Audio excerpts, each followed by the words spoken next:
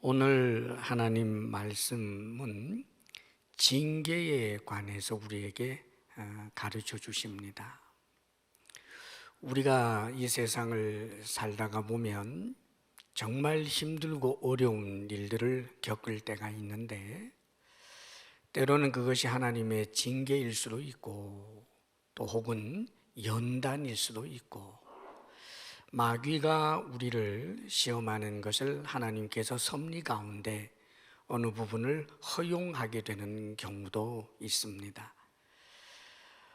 여기 오늘 성경 말씀에 이 징계라고 하는 이 단어는 그 원어적인 의미에는 이것을 이제 번역을 할 때 징계로도 번역할 수 있지만 교육, 양육 혹은 교정, 훈련 이런 등등으로도 번역이 되는 단어입니다. 사실 우리가 당하고 있는 삶에서 당하는 큰 어려움이나 이런 것들은 징계일 수도 있고 연단일 수도 있어요. 또 마귀의 시험일 수도 있지요. 그러나 이런 것들을 어느 것은 하나님의 징계다, 또 어떤 것은 하나님이 하시는 연단이다, 이것을 우리가 현실 속에서 명확하게 구분해내기는 참 어렵습니다. 다만 징계든 연단이든 시험이든 우리 삶에서 일어나는 환난과 어려움들이기 때문에 거기에 대하여 바르게 반응하는 것이 대단히 중요합니다. 오늘 성경 말씀은 우리가 하나님께서 우리에게 허락하신 그런 대단히 큰 어려움들을 직면하게 될 때 먼저는 우리가 점검할 것이 있습니다. 그것은 죄에 대해서 좀 생각하라는 거지요. 4절 말씀에 보게 되면 너희가 죄와 싸우되 아직 피 흘리기까지는 대항하지 아니하고 그럽니다. 우리 크리스찬이 되는 그 순간부터 영적 전쟁, 영적 싸움을 해야 할 사람들입니다. 공중 권세 잡은 악한 영과 대항하여 싸우고, 또 우리 속에 있는 죄의 본성과 더불어 싸워서 스스로를 날마다 부인할 줄 알아야 하고, 여러 가지로 우리는 이런 전쟁을, 영적 전쟁을 할 줄 알아야 하는데, 오늘 성경에는 특별히 죄의 문제에 관해서는 그 한계가 정해지지 않을 만큼 정말 대항하라고 말씀합니다. 피 흘리기까지 대항하라고 말씀하는 거지요. 죄에 대해서 죄를 짓지 않기 위해서는 지불해야 할 대가가 목숨이라면 목숨을 잃는 한이 있어도 피를 흘리기까지 죄를 허용하지 말아라, 그 뜻이에요. 우리 예수님께서도 눈이 너를 범죄하게 하거든 뽑아버려라, 팔이 너를 범죄하게 한다면 그 팔을 잘라내라고까지 말씀하셨습니다. 죄에 대하여 이런 인식이 참 중요합니다. 이게 깨어있는 거지요.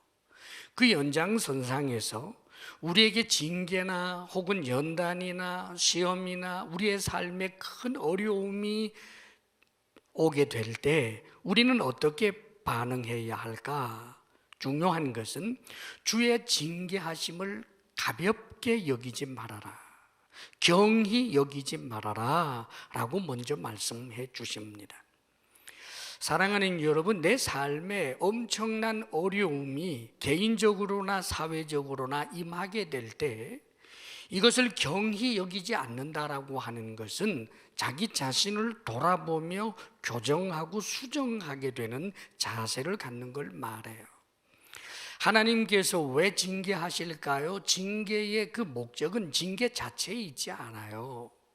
무엇을 잘못했기 때문에 그 잘못에 대한 값을 등가로 놓고 때리는 것이 아니고, 하나님이 징계하시는 이유는 우리로 하여금 그 잘못된 것에서부터 돌이키도록 하기 위함인 것입니다. 사실 조금 전에도 말씀드린 것처럼 우리가 어떤 것이 지금 이것은 징계고 이것은 연단이다라고 하는 것을 구별하기는 참 어렵다라고 했는데, 사실 내 삶에, 우리의 삶의 자리에 엄청난 시련과 환난이 다가왔을 때 그 첫 번째 해야 할 일은 하나님과 나와의 관계를 점검하는 거예요. 자기 자신을 돌이켜 보다 보니까 죄가 생각이 나더라. 아, 하나님의 징계시구나. 하나님 잘못했습니다. 하고 돌이키는 것입니다. 하나님 앞에 우리 자신을 좀 더 돌아보면서 그렇게 명명백백한 죄가 스스로에게 없다고 할지라도, 아, 내가 더 사랑하지 못했구나. 아, 내가 더 충성하지 못했구나. 하나님이 나를 연단하시고 징계하시는구나. 자기 자신을 돌아보면서 하나님 앞에 하나님과의 관계를 좀 더 교정하는 자세를 갖는 것, 이것이 하나님의 징계에 대하여 그 징계를 가볍게 여기지 않는 태도입니다. 내게 일어난 시련과 환난을 재수 없는 것으로 생각한다든지 가볍게 생각하는 것은 얼마나 위험한 일인지 모릅니다. 죄가 생각났음에도 불구하고 그 죄를 대하여 무시하고 하나님께서 내게 준 이 아픔들을 나를 교정하기 위한 하나님의 사랑으로 받아들이지 못하고 짐짓 죄의 낙을 더 누리게 되면 결국은 하나님 앞에 더 큰 고통을 당하게 되는 것입니다. 보통 청소년이 되면 엄마의 그 꾸지람이나 회초리를 좀 겁을 덜 내게 되지요. 유치원에 다니거나 초등학교 저학년 시절에는 엄마의 꾸지람, 엄마의 그 회초리 들기만 해도 벌벌 떨었습니다마는 이제 좀 사춘기쯤 되고 몸집이 커지면 엄마가 때리는 회초리도 아프지도 않고 그 꾸지람도 별로 겁이 나지 않아서, 너 오늘 늦게 들어오면 나한테 죽는다 하고 엄마가 얘기해도 친구들하고 놀다가 노는 게 더 좋으면 오늘 집에 들어가서 좀 잔소리 좀 듣지 회초리 한 대 맞지 이렇게 생각하죠. 엄마의 그 회초리 꾸지람을 가볍게 여기는 겁니다. 그러다가 나중에 잘못하면 아버지한테 걸려서 시쳇말로 요즘 유행하는 그런 말로 말하면 개박살 나죠. 하나님을 향하여서도 그래요. 약간의 시련과 환난이 있어도 내게 죄가 있지 않는가 돌아보고, 죄가 생각나지 않아도 더 충성하지 못한 것에 대하여 송구스럽게 여기며 하나님 앞에 더욱더 믿음의 사람이 되고자 하는 이런 자세를 갖는 것, 하나님이 기뻐하는 사람인 것입니다. 자, 그런데 여러분, 여기 한 가지 또 문제가 있어요. 징계가 시작이 되자마자 하나님 잘못했습니다 하고 나 자신을 돌이키고 죄를 벗어 던져버리고 더 충성의 자리에 들어서자 말자 이제 더 이상 시련의 바람은 끝나고 꽃깃만 주어진다면 얼마나 좋겠어요. 그런데 여러분, 하나님의 징계가 이상하게 내가 잘못했다고 하는데도, 죄를 끊어버렸는데도, 더 충성을 결단하는데도 불구하고 이 시련이, 하나님의 이 징계의 채찍이 계속해서 힘들게 하는 경우도 있습니다. 그래서 오늘 성경 5절 말씀에 그에게 꾸지람을 받을 때에 낙심하지 말라, 징계를 받고 꾸지람을 받을 때에 낙심하지 말라고 말씀하는 거예요. 이제는 하나님의 징계가 끝날 만한데, 이제는 하나님이 용서할 만한데, 이제는 하나님의 연단이 끝날 만한데 라고 생각하다가 보면 그 생각에 사로잡혀서 하나님이 너무 엄하시고 야속한 하나님으로 생각되어 마음에 낙심이 임할 수가 있어요.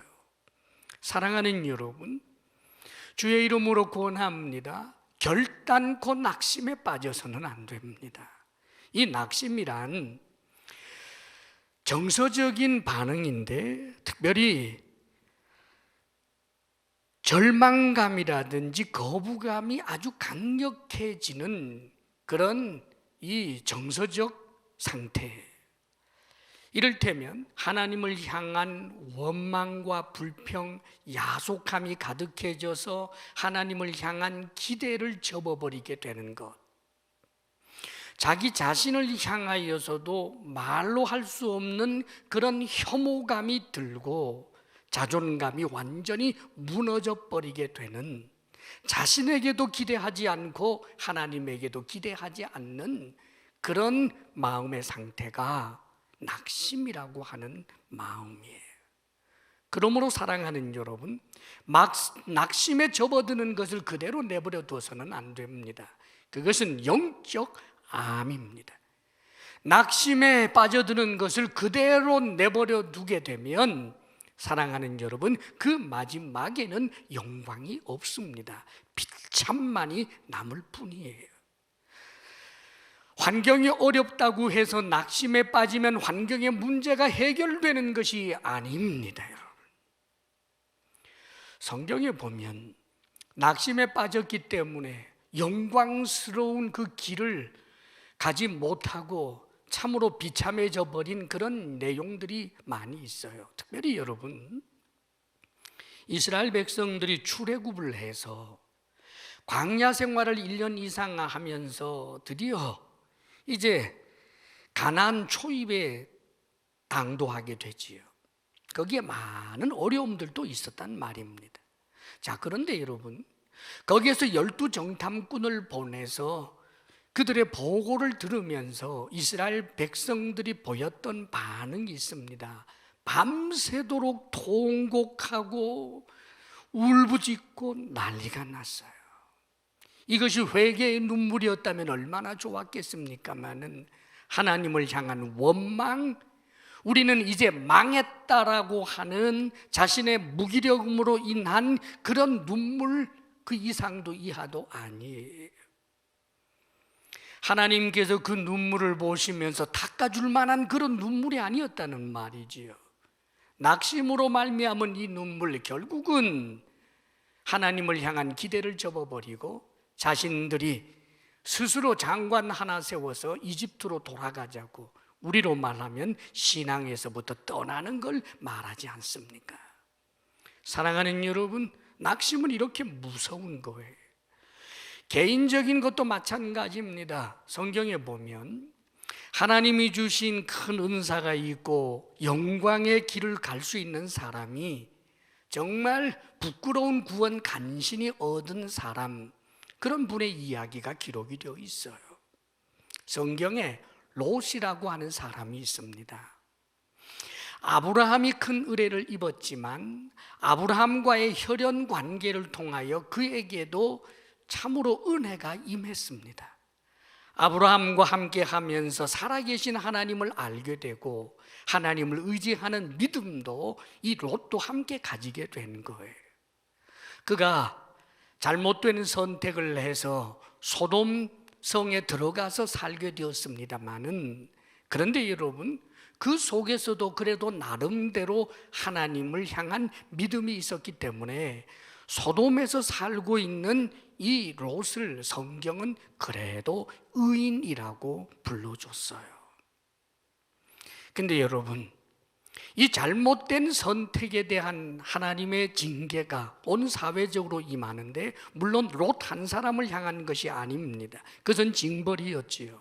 자, 그런데 하나님께서 놀랍게도 아브라함을 보시고 이 롯이 그래도 하나님을 경외하는 사람이기 때문에 소돔성이 멸망하게 되는 그 자리에서부터 살길을 열어주십니다.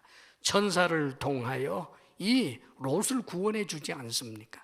하나님께서는 천사를 통해서 말씀해 주셨습니다. 이제 이 소돔성이, 고모라성이 완전히 불바다가 될 것이다. 하나님의 심판이 임하게 될 것이다. 그러니 신속히 나가라고 이야기를 합니다.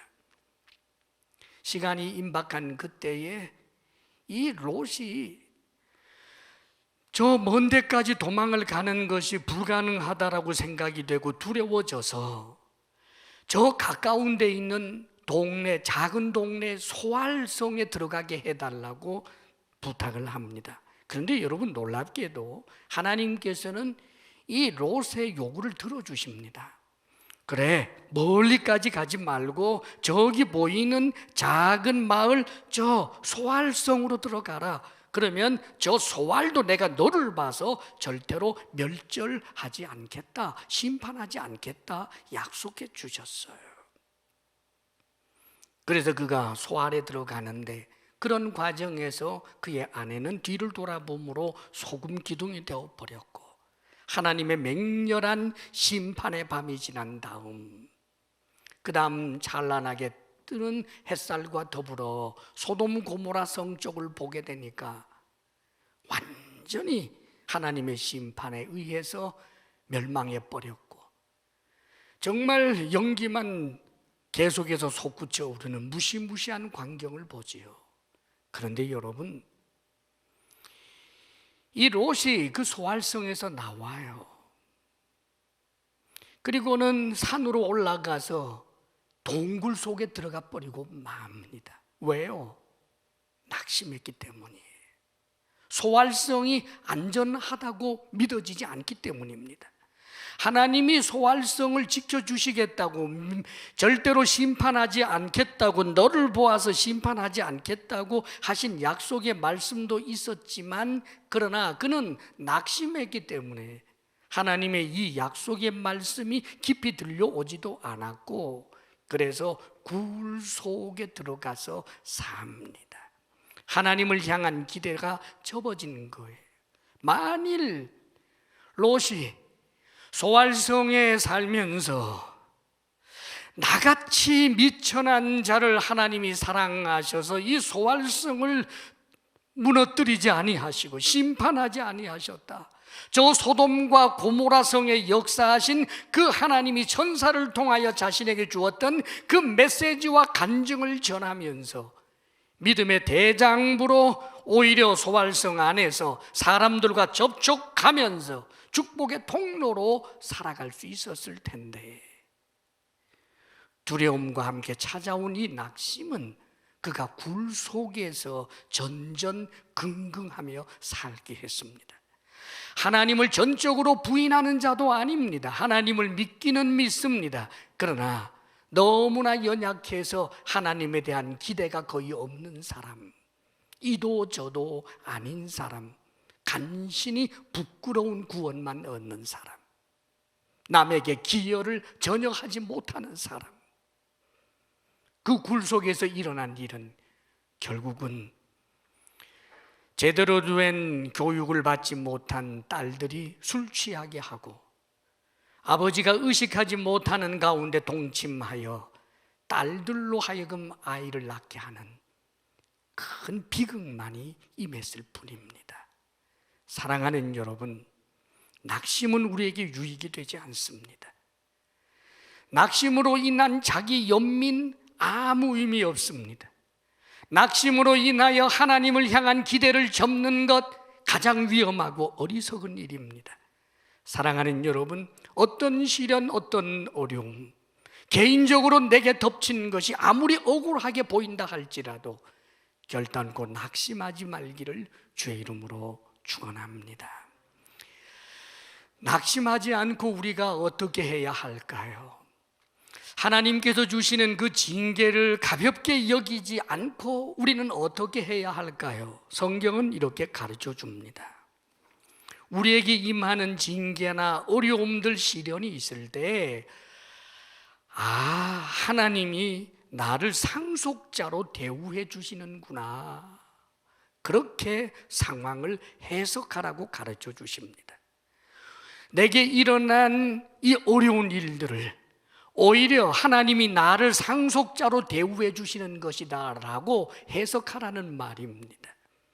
만일 내게 일어난 일들로 인하여 이것이 참으로 내 죄 때문이었다라고 그렇게 판단이 된다면 하나님께서 내 죄에 대하여 죄값을 치르도록 하기 위하여 때리는 몽둥이가 아니라 하나님이 나를 온전한 아들로 인정하시기 때문에 죄의 잘못된 길에서부터 교정하시기 위하여 주시는 것으로, 하나님이 나를 상속자로, 아들로 딸로 대우해 주시는 것이구나, 그렇게 해석할 줄 알아야 된다는 말입니다. 사랑하는 여러분, 때때로 우리는 사노라면 이 땅에 분명히 나보다도 훨씬 더 많은 죄를 짓는 것 같고, 그럼에도 불구하고 그 죄가 들통나지 않고 호의호식하며 떵떵거리며 살아간 사람들이 이 세상에는 많이 있습니다. 그런 사람을 부러워하시겠습니까? 하나님의 징계를 죄값이라고 생각하지 마십시오. 죄값은 지옥밖에 없습니다. 이 세상에서 참으로 불쌍한 사람은요, 죄가 들통이 났어요. 죄가 들통이 나서 감옥에서 3년, 4년 살게 되었다고 하십시다. 그것은 어떤 면에서는 징계예요. 그가 돌이켜서 자신의 죄에 대한 것을 돌이켜서 하나님을 섬기게 되면 그것은 그에게 좋은 징계가 되고 기회가 될 것이지만, 이 땅에서 징계도 받고 나중에는 영원한 지옥 형벌 받는 사람도 있습니다. 사랑하는 여러분, 어떤 이들은 이 땅에서는 전혀 형벌이라든지 세상적인 어떤 징계를 전혀 당하지 않고 떵떵거리며 살지만, 그러나 언젠가는 영원한 지옥불에 던져질 사람도 있다는 것을 기억해야 합니다.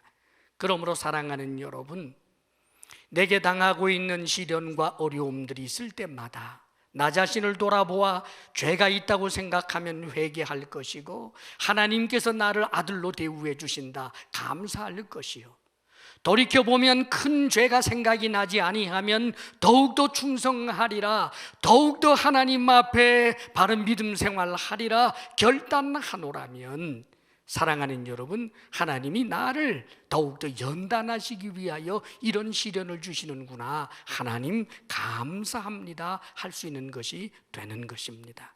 감사할 수 있는 주의 사람들이 되시고 하나님의 사랑을 온전히 인정할 수 있는 거룩한 주의 사람들이 되시기를 바랍니다.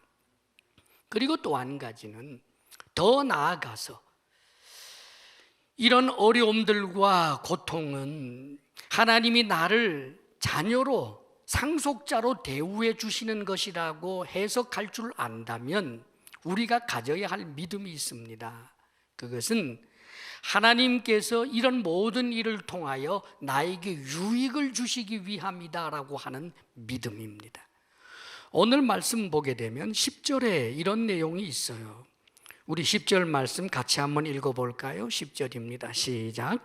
그들은 잠시 자기의 뜻대로 우리를 징계하였거니와 오직 하나님은 우리의 유익을 위하여 그의 거룩하심에 참여하게 하시느니라. 그렇죠. 세상의 아버지들은 자신의 뜻대로 징계하는데 그것이 자녀들에게 오히려 해가 되는 경우도 있습니다. 그리고 부모의 잘못된 감정이 투사되는 수도 있습니다. 그러나 여러분, 우리 하나님은 실수가 없습니다. 하나님께서 하시는 징계, 연단 혹은 마귀를 통하여 시험하시는 그 모든 일들은 오직 한 가지 목적만이 있는데, 하나님의 사람들에게 유익을 주시기 위함이라고 성경은 기록해 줍니다. 사랑하는 여러분, 이것을 우리는 믿어야 하는 거예요. 이것은 해석의 문제도 아니고 이해의 문제가 아닙니다, 여러분. 때로는 우리는 아무리 생각해도 하나님이 이해가 되지 않을 때가 있기 때문입니다. 내가 이해할 수 있는 하나님 아닙니다. 하나님의 섭리를 내가 다 내다볼 수 있거나 짐작할 수 있는 것이 아닙니다. 하나님을 향하여 가져야 할 태도는 하나님은 창조주시며 그분은 거룩하시며 선하신 분이다라고 하는 온전한 믿음, 나를 향하여 하나님께서 섭리하시기 때문에 이 삶 가운데서 일어나는 모든 일들은 오직 나에게 유익을 주시기 위함이라고 하는 이 믿음을 가질 줄 알아야 된다는 말이지요. 성경의 위대한 믿음의 사람들은 대부분 이런 하나님을 향한 믿음을 가지고 있었습니다. 우리가 선배 신앙인 가운데 다윗의 일화를 보게 되면 이런 내용이 있어요. 다윗에게 눈에 넣어도 아프지 않은 그런 어린 아기가 있었습니다. 이제 이쁜 짓하고 옹알이 하는 그 아이, 그 아가의 재롱을 볼 때마다 얼마나 이쁘고 행복했겠습니까? 그런데 이 아이가 병이 들었고 그 병은 곧 죽을 병이라고 선지자는 말했습니다. 그러나 아이를 사랑하는 다윗은 하나님 앞에 탄원하기로 하고 금식하지요. 일주일 동안 금식을 하되 마시지도 않고 먹지도 않고, 그리고는 땅바닥에 임금이지만 엎드려 있습니다. 하나님의 은혜와 긍휼을 구하는 것입니다. 한두 시간이 아닙니다. 일주일 동안 말입니다. 하나님, 나를 긍휼히 여기셔서 저 아이 좀 고쳐달라고, 아기가 무슨 잘못이 있느냐고, 그런 마음이지 않았겠습니까? 하나님을 향한 기대였습니다. 사랑이 많으신 하나님이 용서해 주실 거야. 근데 여러분, 그 아이가 죽었습니다. 아이가 죽으니까 신하들이 그 이야기를 전해주지를 못해요. 아기가 죽을 병에 들었다고 할 때에도 다윗이 땅에 엎드려서 저렇게 오랫동안 슬퍼했는데, 아이가 죽었다라고 하면 어떤 일이 일어날는지 몰라서 감히 다윗에게 그 슬픈 소식을 전해주지 못하고 자기들끼리 수군수군 하는 것을 들으면서 다윗이 짐작하지요. 아이가 죽었느냐? 예, 죽었습니다. 그랬더니 일어나서 깨끗하게 목욕하고 씻고는 하나님 전에 들어가서 하나님을 찬양합니다. 그리고는 음식을 내오라고 해서 그 음식을 여상이 먹습니다. 신하들이 이해가 잘 되지 않았어요. 그래서 왕에게 묻습니다. 아이가 죽어간다고 할 때 그렇게 슬퍼하시던 왕이 아이가 죽었다라고 하는데 어떻게 이런 반응일 수 있습니까? 라고 의문을 가집니다. 사랑하는 여러분, 논리가 아니기 때문입니다. 그것은 믿음이기 때문입니다. 사랑하는 여러분, 다윗이 해석을 해보려고 했다면 어려웠을 것입니다. 그가 오직 가졌던 믿음은 우리 하나님은 어떤 경우에도 그가 하신 일에 대하여 비난을 해도 될 대상이 아니라는 것입니다.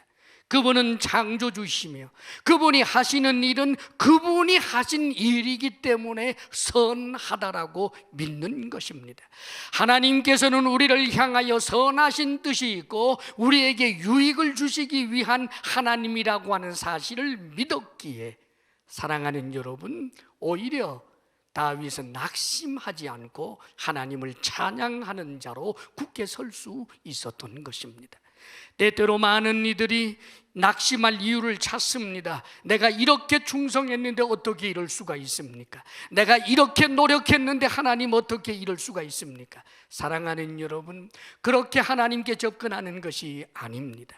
내 상황에 대하여 오히려 긍정적으로 해석할 뿐만 아니라 하나님을 향한 기대와 믿음은, 하나님은 선하시다, 하나님은 나를 향하여 오직 유익을 주시기 위하여 내 삶에 시련의 바람도 불고 고통도 임하는 것이다 라고 하나님 앞에 믿음을 고백할 줄 알아야 하는 것입니다.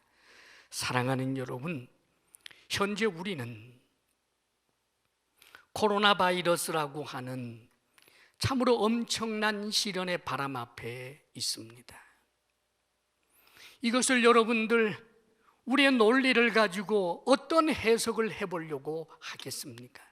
해석을 한다고 하면 하나님을 향한 긍정적 해석, 하나님이 우리를 자녀로 대우하심이라고 해석해야 할 것이고, 하나님을 향하여 하나님께서 이것을 통해서도 내게 유익을 주시기 위함이다라고 하는 믿음을 적어도 우리 크리스찬들은 가져야 할 것입니다. 이 코로나 바이러스가 만연해 있어서 우리는 하고 싶은 일들을 하지 못합니다. 하고 싶은 일을 하지 못하는 그 원망과 불평이 차곡차곡 쌓여서 이런 일들이 일어나게 된 것은 너 때문이다, 너 때문이다 하는 것은 얼마나 어리석은 일인지 모릅니다. 어떤 지역 사람들 때문이다, 신천지 때문이다, 이 정권 때문이다, 누구 때문이다. 사랑하는 여러분, 우리는 그 이유를 다른 데서 찾으려고 하면 안 되는 것입니다.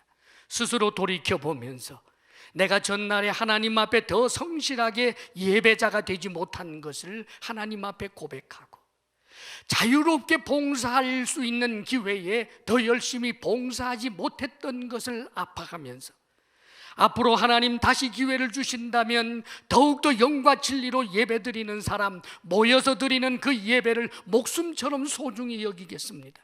더 열심히 전도하겠습니다. 더 열심히 봉사하겠습니다. 하나님 앞에 그렇게 나아가게 될 때, 사랑하는 여러분, 이 코로나 바이러스로 인한 어려움은 우리에게 분명히 유익이 될 것입니다. 사랑하는 여러분, 이 바이러스로 인하여 오히려 신앙이 나태해질 수 있는 사람도 있을 것입니다. 하나님 앞에 열심히 충성했던 것 다 소용없더라. 하나님 앞에 봉사하고 전도하고 목숨을 바쳐서 어떤 어려움이 있어도 예배의 자리에 나왔었지만, 그러나 이런 일들이 있으니까 예배도 드릴 수 없네 하며 냉소적인 반응을 스스로 가지고, 그리하여 이때에 오히려 태만과 나태에 떨어져서 예배를 소홀히 여기고 그리하게 될 때 그는 정말 안 나가 성도로 전락해 버릴런지도 모릅니다. 사랑하는 여러분, 오히려 이러한 때에 참으로 바이러스로 인하여 고통을 당하는 사람들의 뉴스를 접할 때마다 아파하는 마음을 가지면서 저들이 당하는 두려움, 저들이 갖고 있는 그 슬픔을 나의 문제로 알고 하나님 앞에 슬피 울며 저들을 위하여 기도하고, 저들에게 어떻게 하면 조금이라도 도움이 될 수 있을까 하나님 앞에 지혜를 구하고, 그리하여 빛으로 소금으로 살 것을 결단하게 되면 사랑하는 여러분, 보다 더 성숙한 그리스도인이 될 수 있을 것입니다. 사랑하는 여러분, 우리가 당하는 그 어떤 일 우연은 없습니다. 참새 한 마리가 땅에 떨어지는 것도 하나님의 섭리가 있습니다. 하나님을 경외하는 수많은 그리스도인들이 있는 이 땅을 하나님께서 뒤흔들어 놓는 그 일이 오직 하나님의 분노 하나만이라고 생각하지 마십시오. 우리를 향한 1차적 하나님의 사랑이 있고, 하나님을 알지 못하는 사람들 가운데서도 하나님께로 돌아오기를 원하시는 하나님의 사랑과 섭리가 거기 있는 것입니다.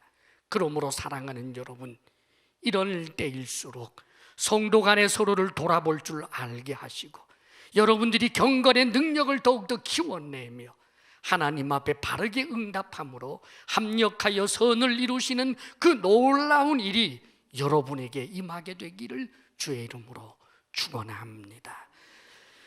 기도하겠습니다.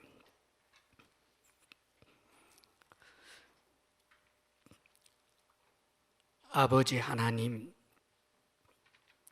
우리로 하여금 이 큰 시련, 고통, 환난이 만연하고 있는 이 세상 한복판에 살면서 아버지 하나님, 우리가 하나님 앞에 하나님이 하시는 징계와 연단을 가볍게 여기지 않고 스스로를 돌아보아 자신을 고치며 아버지 하나님의 사랑을 믿고 하나님이 우리를 자녀로 대우하신다는 사실에 대한 믿음과 우리에게 유익을 주시기 위하고자 하시는 하나님의 선한 뜻을 온전히 믿을 줄 아는 믿음의 사람들 되게 하여 주옵소서. 우리의 증오심이 증폭되지 않게 하소서. 아버지, 나태와 태만으로 빠지지 않게 하여 주옵소서. 더욱더 깨어있게 하여 주시고 하나님 앞에 바르게 응답하여 우리에게 오히려 양약이 되게 하여 주시기를 간절히 원합니다. 예수님 이름으로 기도하옵나이다. 아멘.